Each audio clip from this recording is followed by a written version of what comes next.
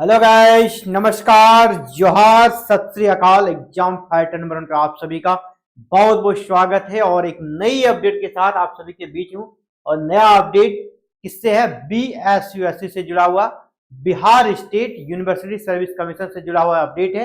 Bad news की है, लेकिन ये अपडेट है बैड न्यूज के रूप में, बुरी खबर है। और कुछ दिनों से आयोग कह सकते हैं जितनी जल्दी से इस नियुक्ति प्रक्रिया को संपन्न करना चाहती है, उतने ही बड़े कह सकते हैं यहाँ पे स्कैम में फंसती नजर आ रही है।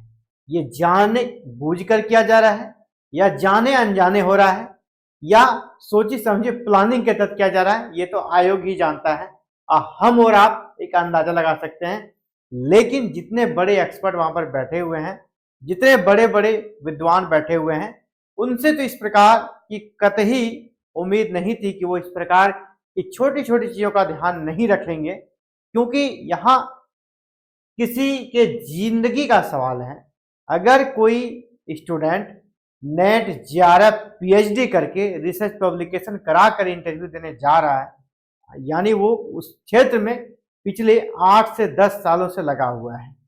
आपकी एक गलती की वजह से, आपकी एक कह सकते हैं कि वेल मैनेजमेंट नहीं है, किस प्रकार चीजों को जांचा परखा जाए ये नहीं कर पा रहे हैं, इसके वजह से उन्हें जो डिजर्व करते हैं, डिजर्विंग कैंडिडेट अपना जो डिजर्व करते हैं जॉब को, असिस्टेंट प्रोफेसर बनने को, वो उससे वंचित हो रहे हैं। ये कह सकते हैं लाइफ के साथ, युवाओं के लाइफ के साथ, विद्यार्थियों के लाइफ के साथ खिलवाड़ है।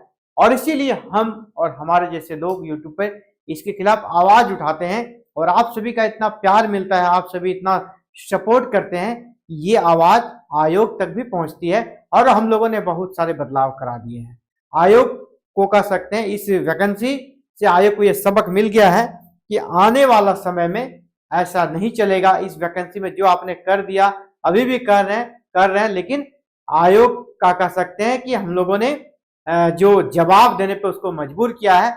अगली जो वैकेंसी आएगी, कह सकते हैं पूरी गारंटी के साथ वहां इस प्रकार की कोई भी गड़बड़ी देखने को नहीं मिलेगी, क्योंकि आयोग को भी काफी कुछ समझ में आ गया है कि उनके खिलाफ भी आवाज उठ सकता है। और देखिए, अभी फिर से ये मामला निकल कर आया है। अब राज्यपाल ने लिया है संज्ञान, बिहार के जो राज्यपाल है, राजभवन से संज्ञान आ गया है। बिग ब्रेकिंग न्यूज आप सभी को देने वाला हूं। यह वैकेंसी काफी हाईलाइट हो गई है। सुप्रीम कोर्ट, हाई कोर्ट, कहां नहीं गया? हाँ बताइए। अब सिर्फ प्रधानमंत्री के पास जाना बाकी है, बाद बाकी सब जगह जा चुका है। आप देख रहे हैं कि ये यहाँ पे कितने PIL हाई कोर्ट में गए, सुप्रीम कोर्ट में गए, राष्ट्रपति के पास भी कुछ बच्चे वहां तक पहुंच गए, राष्ट्रपति के पास भी याचिका लगा रखी है, राष्ट्रपति के पास भी गया है। कितने CM साहब के पास गया हुआ है, CM साहब के पास कितने लेटर्स गए हुए हैं। अब राज्यपाल बचे हुए थे, तो राज्यपाल के कार्यालय से भी, उनके राजभवन से भी लेटर इश्यू हो गया है, तो यहां भी बच्चे जा चुके हैं। अब PM माननीय नरेंद्र मोदी जी के पास अभी लेटर नहीं गया है, वहां भी आने वाले समय में जा सकता है। जिस प्रकार का सिचुएशन यहाँ पे बन रहा है, वहां भी चला जाएगा। तो राजभवन से एक नया लेटर इश्यू हुआ है, उस लेटर के बारे में बात करेंगे आज के अपडेट के बारे में। और जी हाँ, आयोग को अपनी कार्यशैली सुधारनी चाहिए। और ये बड़ा ही कह सकते हैं दुर्भाग्य है कि हायर एजुकेशन, जहाँ पे सबसे ज्यादा इंटेलेक्चुअल लोग रहते हैं, और जो चाहे वो एस्पायरेंट्स हो, चाहे जो संस्था नियुक्ति करती है, वहां हमारा समाज का सबसे बुद्धिजीवी वर्ग वहां पे विराजमान है। जिनका आप इंटरव्यू ले रहे हैं, वो भी समाज के सबसे बुद्धिजीवी वर्ग से आते हैं। आप उनके साथ गलत करना चाहते हैं, कर पाइएगा? बताइए। जो खुद PhD है, डिलीट किया हुआ है, रिसर्च स्कॉलर हो या नेट हो, JRF हो, आप उनको किस प्रकार से अपने चंगुल में घुमाइएगा? नहीं घूमेगा ना। तो मैट्रिक पास तो लड़का है नहीं यहाँ पे। तो नियुक्तियों में गड़बड़ी पर जांच का निर्देश दिया है। कहां? विश्वविद्यालय में हुई सहायक प्राध्यापकों की नियुक्ति में गड़बड़ियां सामने आने के बाद अब राजभवन ने विश्वविद्यालय सेवा आयोग के सचिव को पत्र लिखा है। सचिव को पत्र लिखा, ऑफिशियल पत्र भी आप सभी को दिखाऊंगा। सचिव को पत्र लिखा है और क्या कहा है कि सहायक प्राध्यापकों की नियुक्ति पर 25 लोगों ने लिखित शिकायत की थी। इन शिकायतों पर संज्ञान लेते हुए राजभवन की तरफ से विश्वविद्यालय सेवा आयोग यानी BSSC को पत्र लिखकर आवश्यक जवाब देने के लिए निर्देश दिए गए हैं। तो क्या है ये पत्र, इस पर हम लोग देखेंगे। ठीक है, पत्र कोई सीरियल देते हैं, ऑफिशियल लेटर है, इस लेटर पर ही हम लोग आ जाते हैं। ये देखिए ये लेटर आपका कहाँ से आया है, मैं जूम कर देता हूँ, तो उम्मीद करता हूँ दिख रहा होगा अच्छे से।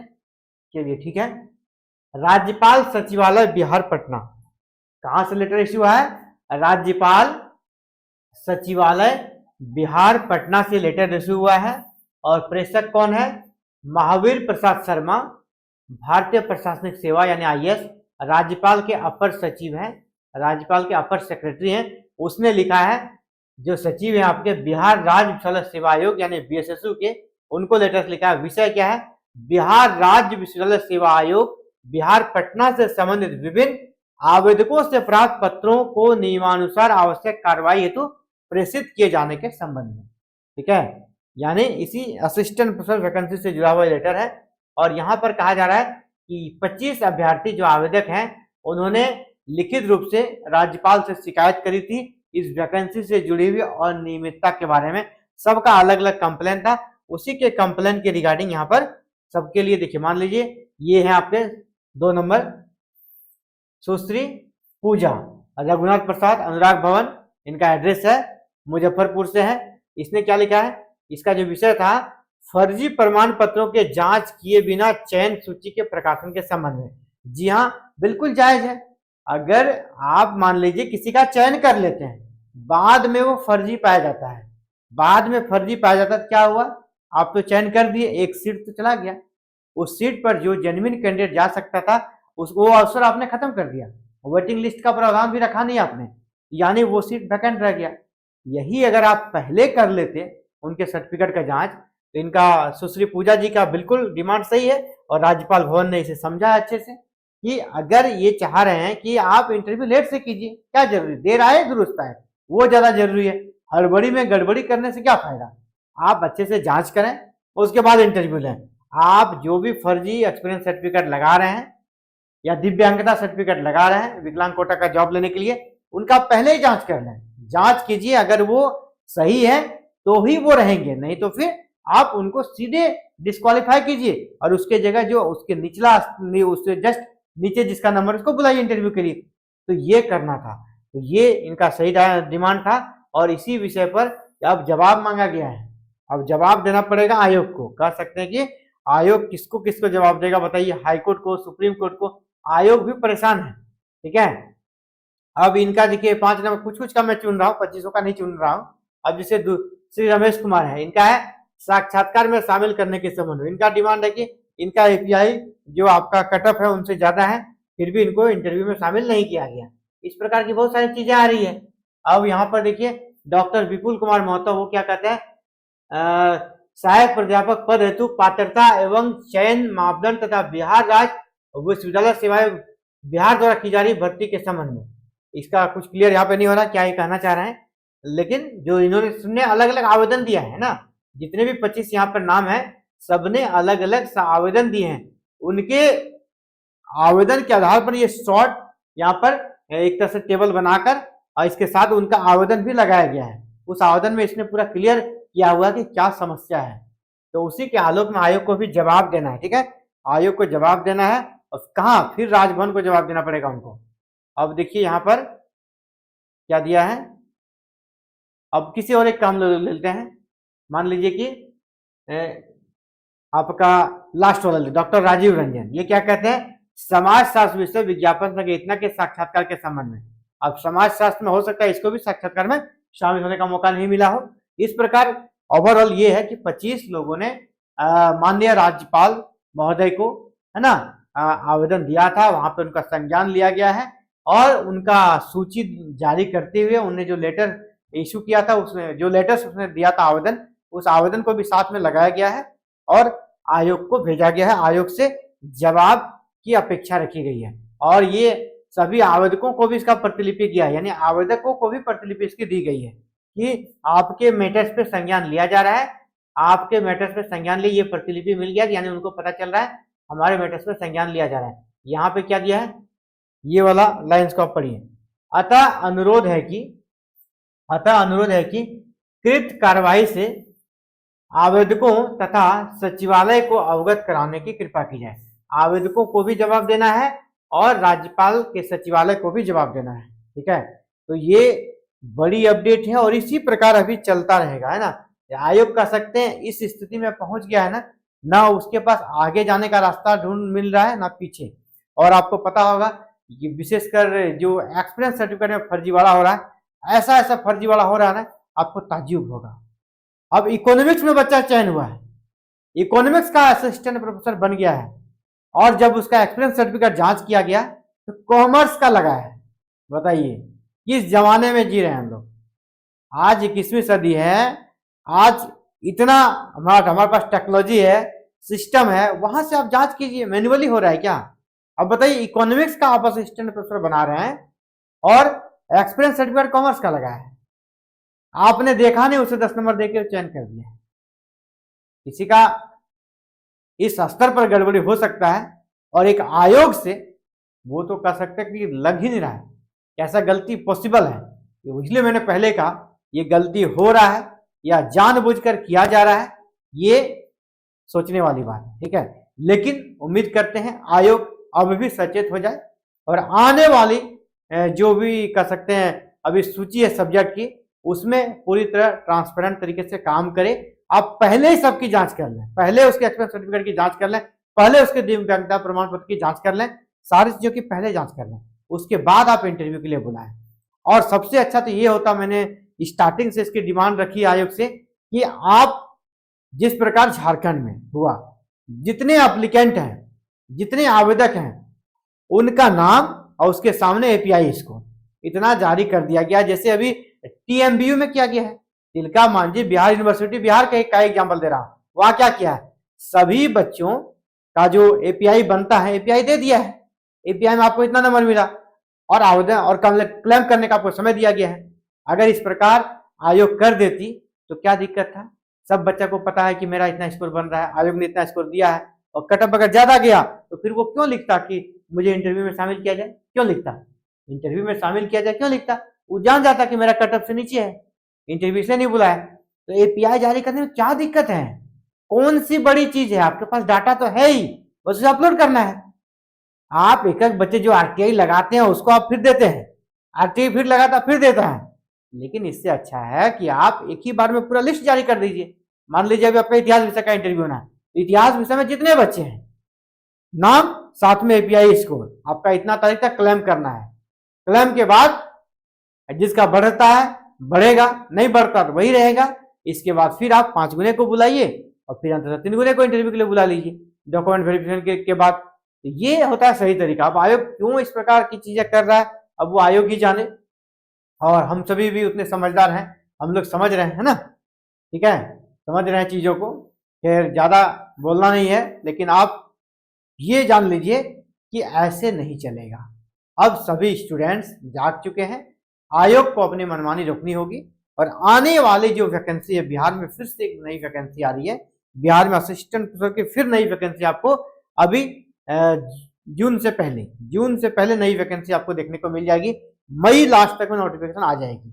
तो आगे वाली वैकेंसी कम से कम इस प्रकार उसका दुर्गति ना हो, इसलिए हम सभी को अभी से अलर्ट रहना होगा और ये डिमांड अभी से करना होगा आयोग से कि अगली वैकेंसी में, इसमें आपने जो किया, अगली वैकेंसी में सभी का एक्सपीरियंस दिव्यांगता प्रमाण पत्र पहले जांचिए, इसके बाद लिस्ट बनाइए। तीसरा और सबसे महत्वपूर्ण डिमांड ये रहेगा, इसको 1 नंबर पे रखेंगे, 1 नंबर पे ये कि सभी बच्चे का जो पास हो, जो फेल हो, जो कटअप में नहीं आए, सबका एपीआई जारी करना है और सबका एपीआई जारी करके उसको क्लेम करने का आपको समय देना है, सबका। इसके लिए लंबा संघर्ष करना पड़े, हम लोग तैयार है इसके लिए। आप सभी साथ देंगे तो सारा काम आसान हो जाएगा। आप सभी को साथ कैसे देना है, इस पर, इसके रिगार्डिंग जब डिमांड से रिगार्डिंग कोई वीडियो बने आप उसे ज्यादा से ज्यादा सर्कुलेट कीजिए। इससे क्या होगा ना, आप हमारी आवाज, आपकी आवाज उनके कानों तक पहुंचेगी। वैसे समझ में नहीं आता है, 1 बार 2 बार 4 बार 10 बार जाएगा तो उसे समझ में आएगा, नहीं करना ही पड़ेगा। और आपका कह सकते हैं ये होना जरूरी है, अगर नहीं हुआ ना तो फिर से यही हाल होगा। इसलिए अगली वैकेंसी का टारगेट अभी से बनाना है, अभी से डिमांड कर देना है कि पूरी तरह पहला जब सब्जेक्ट का लिस्ट होगा ना, उसी समय ये डिमांड कर दिया जाएगा। हमें सिर्फ चयनित का लिस्ट मत दिखाइए, टोटल का एपीआई चाहिए, टोटल का। पोर्टल पे अपलोड कीजिए किसका कितना एपीआई बन रहा है, क्योंकि सभी बच्चे अपना एपीआई जोड़ लेंगे। उस समय आपका आप एपीआई कितना दे रहे हैं वो क्लियर हो जाएगा। उसके बाद कोई कंप्लेन नहीं करेगा, कोई हाई कोर्ट, कोई सुप्रीम कोर्ट, कोई राज्यपाल, कोई राष्ट्रपति पर नहीं जाएगा। क्यों जाएगा? सबको पता है कि मेरा एपीआई इतना बन रहा, हमने भी जोड़ा था, आयोग ने भी जोड़ा है, तो कोई दिक्कत नहीं है। तो ये चीजें होनी चाहिए। अभी जो सब्जेक्ट है उसमें भी प्रयास करेंगे होने का, लेकिन आयोग ने पहले नहीं किया है। आने वाले वैकेंसी में, आने वाले सब्जेक्ट में उनको थोड़ा संकोच लग रहा, समझ में आ रहा है, लेकिन अगली वैकेंसी में ऐसी चीजें नहीं होनी चाहिए।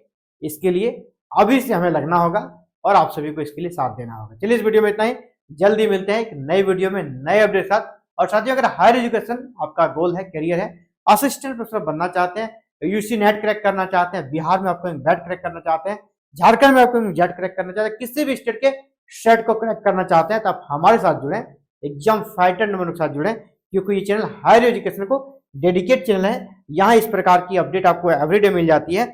और आप सभी के लिए एक अपडेट ये है, खुशखबरी है कि एग्जाम फाइटर नंबर का ऐप इसी महीने के लास्ट तक आपको exam fighter number app play store पे अवेलेबल मिल जाएगा। और जहां पर हम लोग अभी स्टार्टिंग में बैट की क्लासेस, जेट की क्लासेस और जुलाई सेशन के लिए यूजीसी नेट की क्लासेस स्टार्ट करेंगे। इसके साथ ही आपको Uttar Pradesh assistant professor exams और Madhya Pradesh assistant professor exams की क्लासेस नेक्स्ट मंथ मार्च से आरंभ कर देंगे। हमारे ऐप पर भी क्लासेस चलेगी और बहुत सारे वीडियोस आपको हमारे चैनल पर भी मिल जाएगी। चैनल पर जो मिलेगी बिल्कुल फ्री, और जो ऐप पर मिलेगी वह बिल्कुल नॉमिनल फी। इंडिया में आप अगर कहीं भी किसी भी संस्थान से पढ़ते हैं उससे काफी कम फी रहेगा। और जब आप पढ़ेंगे ना, स्टडी मटेरियल हो आपका, चाहे क्लासेस की वीडियो हो, उनसे फार बेटर आपको यहाँ सारी चीजें दी जाएंगी। इन सभी चीजों के लिए आप चाहते हैं आपको लाभ मिले, सूचना मिले, तो चैनल को सब्सक्राइब कर लीजिएगा और बेल आइकन को प्रेस करके ऑल बटन में जरूर क्लिक कर लीजिएगा, ताकि जो भी अपडेट आए आपको इसकी सूचना विद इन टाइम सबसे पहले मिल सके। चलिए इस वीडियो में इतना ही। थैंक यू, आप सभी का धन्यवाद। जय हिंद, जय भारत, जय बिहार।